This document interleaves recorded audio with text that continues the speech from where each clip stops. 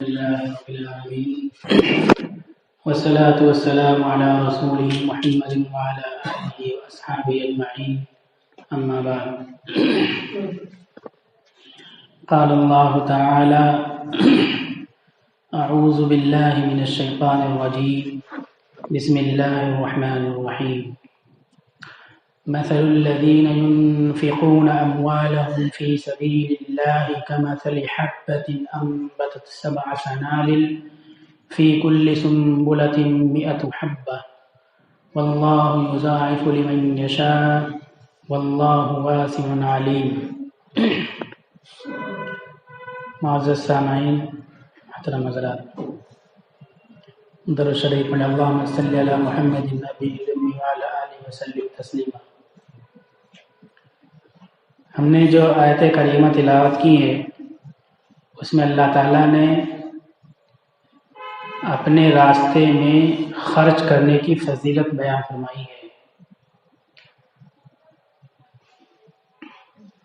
آیت کا ترجمہ یہ ہے کہ جو لوگ اللہ کے راستے میں خرچ کرتے ہیں کمثل حبۃ انبتت 7 سنابل، تو ان کے خرچے کی مثال جس میں آمدنی ہوتی ہے، فائدہ ہوتا ہے، ایسی ہے کہ ایک دانہ ہو کھیت میں ڈالا جائے، انبتت 7 سنابل، اور پھر وہ ایک دانہ اگے اور اس میں 7 بالیاں ہوں، وفی کل سنبلۃ 100 حبہ، اور ہر بالی میں 100 دانے ہیں. واللہ یضاعف لمن یشاء، اور اللہ تعالیٰ اس سے بھی بڑھا سکتا ہے. 1 روپیہ آپ نے اللہ کے راستے میں خرچ کیا تو دانے سے اللہ نے مثال لی کہ جس طرح ایک دانے سے 700 دانہ بن جاتا ہے، اسی طرح سے اگر کوئی 1 روپیہ اللہ کے راستے میں خرچ کرتا ہے تو اس کا ثواب 700 گنا اس کو حاصل ہوتا ہے، ثواب حاصل ہوتا ہے. اور ایسا بھی ہو سکتا ہے کہ اللہ تعالیٰ کاروبار میں برکت دیں، اس دنیا میں 1 کا 700 گنا اللہ تعالیٰ دے دیں. ثواب تو اللہ تعالیٰ دیں گے، لیکن اس آیت میں اشارہ اس طرف بھی ہے کہ ہم صدقہ خیرات کریں گے تو جتنا صدقہ خیرات کریں گے اس کے 700 گنا اس دنیا میں بھی مل سکتا ہے. اس لیے ہم لوگوں کو صدقہ خیرات کے سلسلے میں بڑے اہتمام کرنا چاہیے اور خوب صدقہ خیرات کرنا چاہیے. لوگ فضیلتوں کے سلسلے میں ناسمجھی والی باتیں کہنے لگتے ہیں کہ اس کی اتنی فضیلت کیسے ہو جائے گی، اس کی اتنی فضیلت کیسے ہو جائے گی. اور اس زمانے میں فیشن چل پڑا ہے کہ حدیث ضعیف ہے، یہ کتاب ضعیف ہے، اس میں ضعیف روایتیں لکھی گئی. جنہیں ضعیف کا ڈیفینیشن نہیں معلوم، ضعیف کی تعریف اور پریبھاشا نہیں معلوم، وہ بھی ایسا کہہ دیتے ہیں. ہم نے جو تلاوت کی قرآن کریم کی آیت ہے، اب اس کو کون ضعیف کہے گا؟ جو ضعیف کہے گا اس کا ایمان ختم ہو جائے گا. اللہ تعالیٰ قرآن میں کہتے ہیں کہ اللہ کے راستے میں خرچ کرنے کا ہم یہ بدلہ دیتے ہیں، 1 کا 700 گنا بدلہ دیتے ہیں اور اس سے بھی بڑھا سکتے ہیں. واللہ واسع علیم، اللہ تعالیٰ خوب بڑھانے والا ہے اور خوب جاننے والا ہے.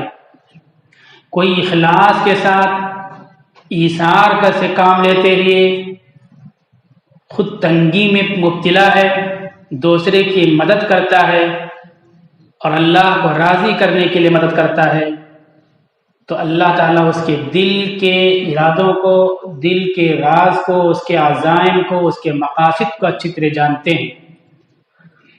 700 سے بھی زیادہ اللہ تعالیٰ بڑھا دیں گے. یہ مادی طور پر بڑھنے کی مثال اللہ تعالیٰ نے دی کہ دیکھو ایک دانہ ہوتا ہے. عقل یہ کہتی ہے کہ دانہ جب کھیت میں ہم نے ڈالا تو دانے کو سڑ جانا چاہیے، لیکن وہ دانہ صحیح جگہ جب پہنچتا ہے تو سڑتا نہیں ہے بلکہ وہ اگتا ہے اور اگ کر کے اس میں 700 دانے بن جاتے ہیں۔ اسی طرح سے جب صحیح مقام پر صحیح جگہ پر کوئی پیسہ خرچ کرتا ہے تو پیسہ ضائع نہیں ہوتا ہے، کئی گنا اس کا ثواب اس کو خرچ کرنے والے کو لوٹتا ہے۔ اخلاص کے ساتھ خرچ کریں گے تو اس کی اور زیادہ فضیلت ہے۔ اخلاص میں یہ ہے کہ انسان چھپا کر کے دے اور اپنا احسان نہ جتائے، لینے والے کو بھی شرمندگی نہ محسوس ہو، اس انداز میں دے۔ بہت سی مثالیں آتی ہیں، جس میں سمجھنے کے لیے ایک مثال کہیں میں نے پڑھا تھا کہ ایک صاحب حیثیت گھرانہ ہے، بغل میں کوئی غریب رہتا ہے، تو وہ غریب ان کے گھر سے اپنی ضروریات کے لیے آتا رہتا ہے کہ ہمارے یہاں آج یہ نہیں ہے، انتظام کر دو، وہ نہیں انتظام کر دو۔ اس کو شرمندگی ہوتی ہے اپنی ضروریات بتاتے ہوئے۔ تو یہ صاحب حیثیت گھر والوں کو یہ بات معلوم ہو گئی کہ اپنی پریشانی ضرورت ہم سے بتاتے ہوئے ان کو شرم محسوس ہوتی ہے، تو ایسا کریں کہ ان کو شرم نہ محسوس ہو۔ اب ان کے گھر جاتے ہیں، ارے تھوڑا سا نمک نہیں ہے، تھوڑا سا کھڑی مرچ گھر پہ نہیں ہے، تمہارے گھر میں دے دو۔ یہ مالدار غریب کے گھر مانگنے عورتیں جاتی ہیں، مانگ کر کے لاتی ہیں۔ اس طرح سے اس کے گھر کی ضروریات کا بھی علم ہو گیا اور اس کو بھی یہ ہو گیا کہ ہمارے گھر میں یہ بھی مانگنے آتے ہیں، ہم بھی جائیں گے تو کوئی شرم کی بات نہیں۔ اس طرح سے غریب پروری کا راستہ نکالا جائے، اللہ کو راضی کرنے کے لیے خرچ کیا جائے۔ خرچ کرنے کے سلسلے میں آپ یہ دیکھیے کہ اللہ کس طرح سے راضی ہو جائے۔ ہم نے گزشتہ جمعہ کو خواتین کے تعلق سے مسائل بتلائے تھے، بیویوں کے تعلق سے۔ اس میں ایک بات آئی تھی کہ حضرت عائشہ صدیقہ رضی اللہ تعالی عنہا پر تہمت لگی تو اللہ کے نبی صلی اللہ علیہ وسلم نے حضرت عائشہ رضی اللہ تعالیٰ عنہ کے ساتھ ڈانٹ ڈپٹ اور کوئی سختی کا معاملہ نہیں فرمایا، جبکہ انہوں نے اپنی برات کا اعلان اظہار نہیں کیا اور قبول بھی نہیں کیا۔ اللہ کے رسول صلی اللہ علیہ وسلم کہہ رہے تھے کہ اگر غلطی ہوئی تو اللہ معاف کرنے والا ہے، تم بتا دو معاملہ کیا ہے۔ تو انہوں نے کہا کہ جس پر تہمت لگتی ہے وہ ایسا کہتا ہے کہ میں نے ایسا نہیں کیا، تو میں یہ نہیں کہتی کہ میں نے ایسا نہیں کیا، اور میں نے ایسا کیا نہیں تو میں ایسا کیوں کہوں کہ میں نے ایسا کیا، اللہ پر ڈالتی۔ یہ سب معاملہ ہوا۔ بعد میں آیتیں نازل ہوئی کہ یہ اسلام کو، خانہ نبوت کو بدنام کرنے کے لیے یہ سب منافقین نے سازش رچی تھی اور باتوں کو پھیلائی تھی۔ تو جب باتیں پھیل رہی تھیں تو ان باتوں کو پھیلانے والے میں 2-3 صحابہ اکرام بھی تھے۔ اس میں ایک حضرت مصطح رضی اللہ تعالیٰ عنہ تھے۔ یہ خالہ زاد بھائی لگتے تھے حضرت ابوبکر صدیق رضی اللہ تعالیٰ عنہ کے۔ غریب تھے اور ذہنی طور پر کچھ کمزور تھے۔ جب حضرت عائشہ کے سلسلے میں بات چل رہی تھی تو یہ بھی کہتے تھے عائشہ سے ایسا ہو گیا، عائشہ کے بارے میں ایسی باتیں چل رہی ہیں۔ طریقہ یہ ہے کہ کسی پر تہمت لگے تو اس تہمت کو فوراً رد کیا جائے۔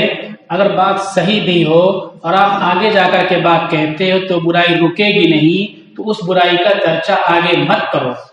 یہ طریقہ اسلام کی تعلیم ہے۔ تو جب سب بات کلیئر ہو گئی کہ کن کن لوگوں نے پرچار کیا تھا، کن کن لوگوں نے الٹی سیدھی باتوں میں تعاون کیا تھا پھیلانے میں، حضرت مصطح کا نام آیا۔ حضرت مصطح رضی اللہ تعالیٰ عنہ کو حضرت ابوبکر صدیق رضی اللہ تعالیٰ عنہ ماہانہ وظیفہ دیتے تھے، ان کا خرچہ اٹھاتے تھے، رشتہ دار تھے، غریب تھے، خرچہ اٹھاتے تھے۔ لیکن جب آیت نازل ہو گئی براءت کی اور یہ کہ فرضی باتیں تھیں تو حضرت ابوبکر صدیق رضی اللہ تعالیٰ عنہ نے کہا کہ وہ دوسرے لوگ تو پھیلا رہے تھے، کم سے کم مصطح کو تو چپ رہنا چاہیے تھا، میں ان کی مدد کرتا تھا، ہمارا ساتھ نہ دیتے کوئی بات نہیں تھی، لیکن ہمارے خلاف، ہماری بیٹی کے خلاف باتیں چل رہی تھی تو کم سے کم یہ چپ رہتے۔ انہوں نے اور باتیں پھیلائیں اور ہماری بے عزتی ان کے ذریعے سے ہو گئی۔ تو حضرت بکر صدیق رضی اللہ تعالیٰ نے کہا کہ میں اب ان کو ماہانہ وظیفہ نہیں دوں گا، ان کی مدد نہیں کروں گا۔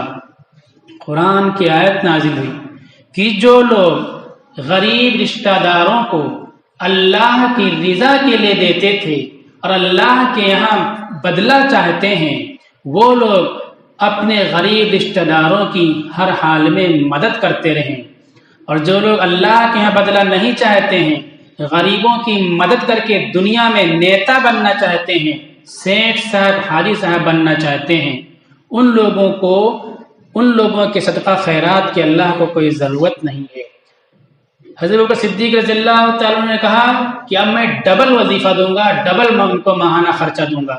یہ ہے مسلمان کی شان، مومن کی شان، کہ اللہ کی طرف سے انعام کہاں سے ملنے والا ہے، ہمارا عمل اللہ کو کیسے قبول ہو جائے۔ ہمیں یہ نہیں دیکھنا کہ ہمارا دشمن ہے، اس نے ہماری بے عزتی کی، ہماری بے عزتی کرنے والوں کا ساتھ دیا، ہمارے دشمنوں کے صف میں کھڑا ہے، یہ نہیں دیکھنا ہے، دیکھنا کہ اللہ تعالیٰ کس طرح سے خوش ہوتا ہے۔ تو اس طرح معاملہ حضرت ابوبکر صدیق نے کیا، ایک کا 700 گنا ہوتا ہے۔ تعاون کے سلسلے میں اسی آیت میں اللہ تعالیٰ نے کہا کہ جو مدد کرتے ہیں ان کے ذمہ ضروری ہے کہ 2 باتوں کا خیال رکھیں۔ مثل الذین ينفقون اموالهم في سبيل الله ثم لا يتبعون ما انفقوا منا ولا اذى لهم اجرهم عند ربهم ولا خوف عليهم ولا هم يحزنون۔ یہ لوگ جو اللہ کے راستے میں پیسوں کو خرچ کرتے ہیں، خرچ کرنے کے بعد جن پر خرچ کیا ان کے پیچھے نہیں لگ جاتے ہیں، ان کو تکلیف پہنچانے کے لیے یا ان پر احسان جتانے کے لیے۔ احسان جتانا، تکلیف پہنچانا۔ دے بھی رہے ہیں، ابھی سفر آ رہے ہیں، لوگ رسید کٹوا رہے ہیں، لیکن سفیروں کو پریشان کر دیں گے، 5 مرتبہ دوڑائیں گے پھر کٹوائیں گے، اور دنیا بھر کی باتیں بھی سنا دیں گے۔ مد قول معروف خیر من صدقۃ یتبعها اذی، بھلی بات کہہ دو یہ اس صدقہ سے بہتر ہے، اللہ تعالیٰ کہتے ہیں، جس صدقے کے نتیجے میں لینے والے کو تکلیف اور اذیت پہنچتی ہے۔ اور اگر آپ نے احسان جتا دیا، جو جتنا بھی ثواب ملنے والا تھا سب کا سب ختم ہو جائے گا۔ اللہ تعالیٰ کہتے ہیں اسی آیت میں آگے، وَلَا تُبْطِلُوا صَدَقَاتِكُمْ بِالْمَنِّ وَالْأَذَىٰ، اے ایمان والو تم جو صدقہ خیرات کرتے ہو ان صدقہ خیرات کے ثواب کو بالکل جڑ سے ختم مت کر دو۔ کیسے ختم ہو جائے گا؟ آپ نے احسان جتا دیا یا دینے والے کو تکلیف پہنچا دی تو سارا ثواب ختم ہو جائے گا۔ اس کے بعد آگے آیت میں 2 باتیں اور کہی جاتی ہیں کہ اس طرح صدقہ خیرات کرنے والا کافروں کا طریقہ اختیار کرتا ہے، کافر دنیا میں لوگوں کو کوآپریٹ کرتا ہے، لوگوں کی مدد کرتا ہے، لیکن دکھانے کے لیے کرتا ہے۔ تمہارا یہ عمل کافروں کے عمل سے مشابہ ہو جائے گا اور ثواب تو ختم ہی ہو جائے گا، کافروں سے مشابہ ہو جائے گا۔ تیسری بات یہ کہ اللہ کی طرف سے تمہارے لیے ہدایت کے فیصلے ختم کر دیے جائیں گے، تم ہدایت سے محروم کر دیے جاؤ گے۔